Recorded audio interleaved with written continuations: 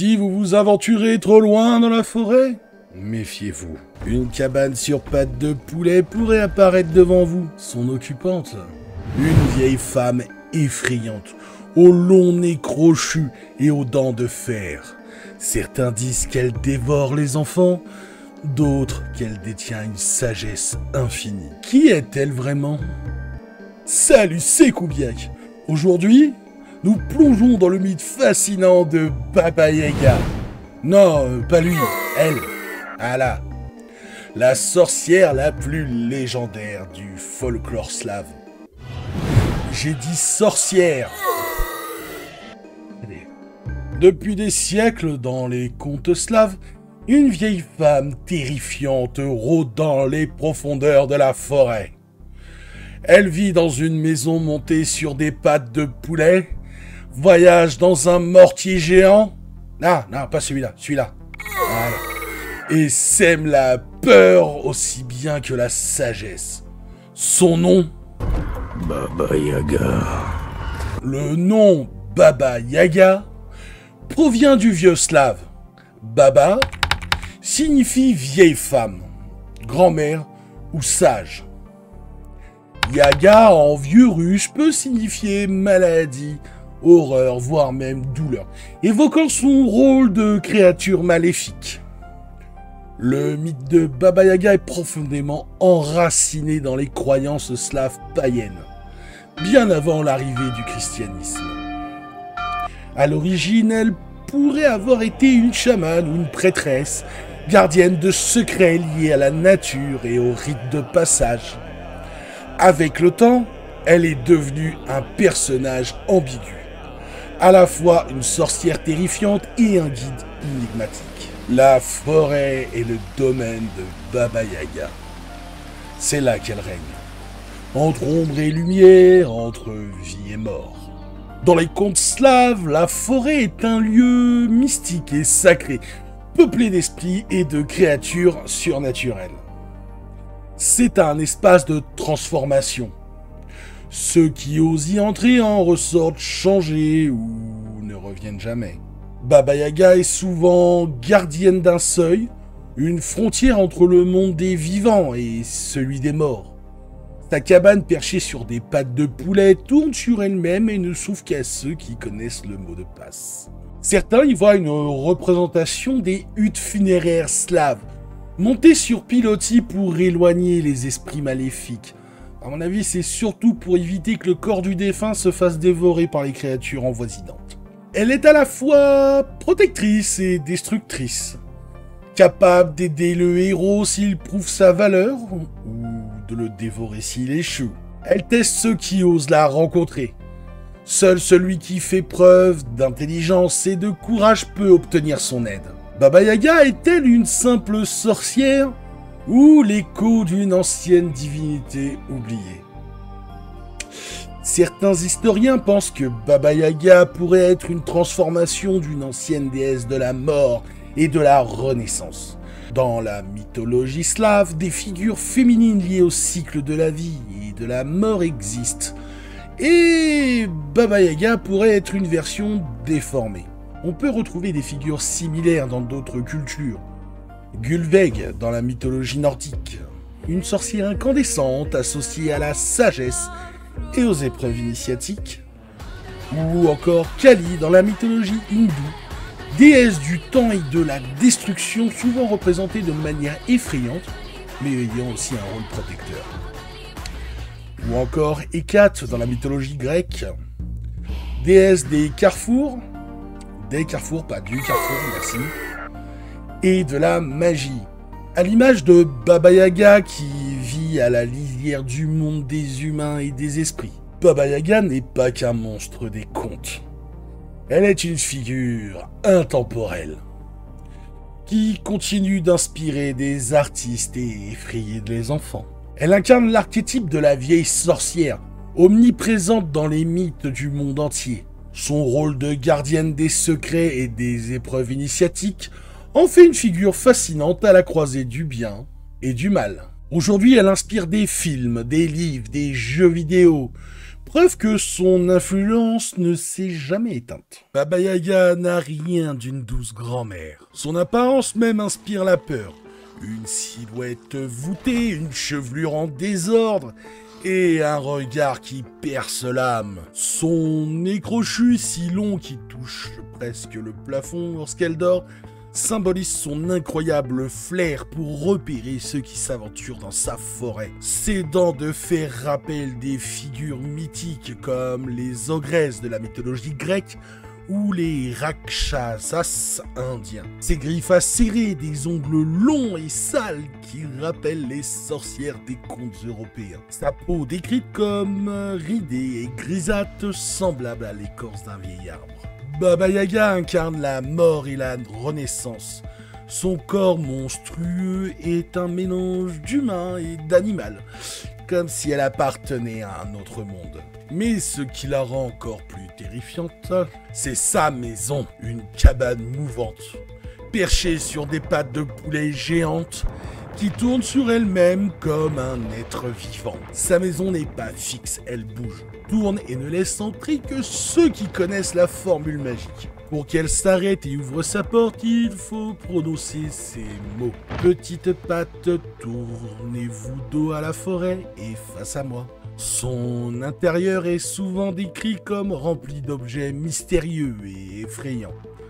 Des os humains accrochés au mur, une immense poêle où elle fait cuire ses victimes, des coffres remplis de trésors ou de dangers. Le fait qu'elle tourne sans cesse symbolise la nature cyclique de la vie, de la mort et de la renaissance. Contrairement aux sorcières occidentales qui chevauchent un balai, Baba Yaga, elle, voyage dans un immense mortier armé d'un pilon. Son mortier géant lui sert de véhicule. Elle y prend place et utilise son pilon pour avancer, un peu comme si elle pagayait sur un lac invisible. Avec son balai magique, elle balaie ses traces derrière elle, empêchant quiconque de la suivre. Certains voient dans ce moyen de transport un lien avec les rites funéraires slaves, où le mortier était utilisé pour préparer les corps avant l'enterrement. Dans certaines traditions chamaniques, le mortier est un outil de transformation, utilisé pour broyer les plantes médicinales et invoquer les esprits. Il renforce l'idée que Baba Yaga est une passeuse d'âme, naviguant entre le monde des vivants et celui des morts. Le territoire de Baba Yaga n'est pas un simple coin de forêt. C'est un seuil, une frontière entre deux mondes. Et à l'entrée, un spectacle terrifiant attend ceux qui osent s'approcher. Tout autour de sa cabane, des crânes humains montés sur des pics forment une barrière bien sinistre. Certains récits disent que leurs yeux brillent dans la nuit, guidant ou effrayant les voyageurs. Ils rappellent les trophées de guerriers barbares quand même, renforçant son image de sorcière sans pitié. Sa demeure est souvent décrite comme située aux confins du monde des vivants et du royaume des esprits. Elle peut apparaître et disparaître comme un mirage, ne se laissant voir que par ceux qui cherchent à la trouver, ou qui s'y perdent accidentellement. Dans la culture slave, les ancêtres et les esprits des morts jouent un rôle majeur. Les crânes pourraient représenter les âmes des défunts qu'elle a recueillis. Cela fait d'elle non seulement une sorcière terrifiante, mais aussi une gardienne du monde des morts. Baba Yaga est-elle une simple sorcière maléfique? Ou incarne-t-elle quelque chose de plus ancien, de plus profond? Un esprit sauvage, un guide, une gardienne des secrets oubliés? Son apparence monstrueuse cache un savoir ancien, et son rôle n'est pas toujours celui d'une antagoniste. Elle teste, elle défie, elle juge. Ceux qui savent la respecter et répondre à ses énigmes peuvent repartir avec un trésor, un sort protecteur ou un savoir interdit. Mais pour les autres, il ne reste que ses dents de fer, son immense poil et la lueur blafarde des crânes qui veillent sur sa cabane. Baba Yaga, un nom qui inspire la peur aux enfants russes depuis des siècles. Une ogresse sans pitié, une sorcière qui se nourrit de chair humaine. Dans de nombreux contes slaves, Baba Yaga capture, cuisine et dévore les enfants imprudents. Celui-là, on ne va pas le tuer. Non, on va pas le tuer, il est trop beau. Elle attire ses victimes dans sa cabane et les met dans son immense four. Un sinistre parallèle avec la sorcière du conte Hansel und Gretel des frères Grimm. Elle examine la peau et les os des enfants pour s'assurer qu'ils sont assez dodus avant de les manger. Certains folkloristes pensent que cette image de sorcière dévoreuse pourrait venir d'anciens rites de passage. Symboliste de la mort et de la renaissance, être mangé par Baba Yaga pourrait représenter un rite initiatique où l'enfant disparaît pour renaître sous une autre forme. Devenir un adulte, quoi. Le feu du four rappelle les crémations rituelles, où la destruction du corps marque un renouveau spirituel. Baba Yaga incarne les peurs ancestrales de l'humanité. L'inconnu, la mort, la disparition. Dans une époque où les forêts étaient profondes et remplies de dangers, elle représente les forces sauvages et incontrôlables de la nature. Alors, en ce qui concerne la taïga, même en 2025, c'est encore très sauvage et dangereux. Son appétit pour la chair humaine rappelle d'autres figures terrifiantes du folklore mondial, comme les ogres.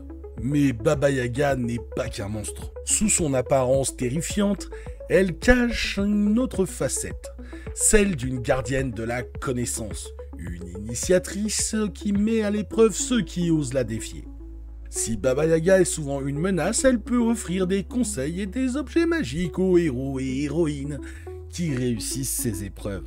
Elle ne donne rien gratuitement. Chaque héros doit prouver sa ruse, sa persévérance et son courage avant de recevoir son aide. Elle pose des énigmes, donne des tâches impossibles et teste la pureté du cœur de ceux qui viennent à elle.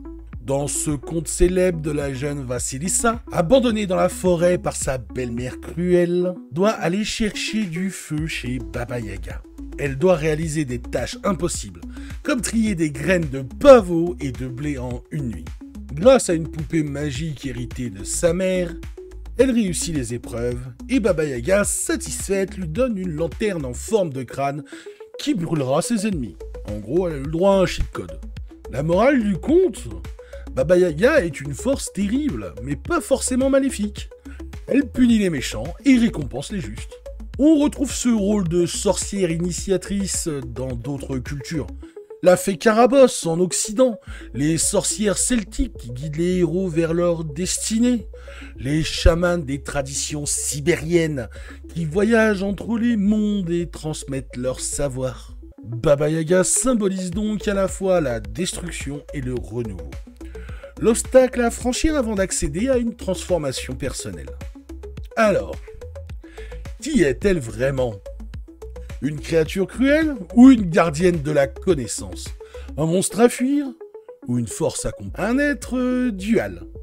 Elle terrifie et guide à la fois. Ceux qui la rencontrent doivent choisir entre la peur et la sagesse. Un reflet de la nature sauvage. Ni bonne ni mauvaise, elle représente la forêt, les épreuves de la vie, la fin et le renouveau. Depuis des siècles, Baba Yaga hante les contes et légendes.